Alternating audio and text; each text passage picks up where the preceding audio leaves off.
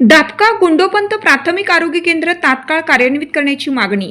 मुखेड तालुक्यातील दापका गुंडोपंत येथील प्राथमिक आरोग्य केंद्राची इमारत पूर्णतः बांधून तयार असून सदर आरोग्य केंद्र अद्याप कार्यान्वित झालेले नाही। त्यामुळे या परिसरातील नागरिकांना किरकोळ आजारापासून ते आपत्कालीन परिस्थितीतही 15 ते 20 किलोमीटर दूरवर जाऊन उपचार घ्यावे लागत आहेत।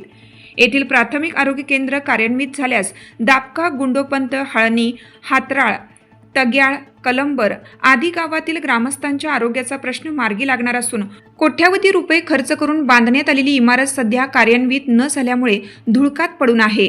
दापका गुंडोपंत येथील प्राथमिक आरोग्य केंद्रात त्वरित वैद्यकीय अधिकारी व इतर कर्मचाऱ्यांची नियुक्ती करण्यात यावी।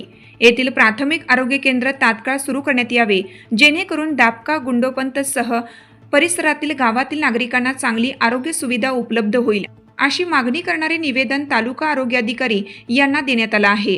हे प्राथमिक आरोग्य केंद्र तात्काळ सुरू करण्यात यावं, अशी मागणी सीताराम पंढरीनाथ देबडवार, प्रकाश दापकेकर यांच्यासह ग्रामस्थांनी केली आहे। कायदा लाईव्ह बातमी व जाहिरातीसाठी संपर्क दापका गुंडोपंत प्रतिनिधी शेख हारून, मुक्रमाबाद प्रतिनिधी शेख सैलानी, संपादक सौदागर मोहम्मद रफी।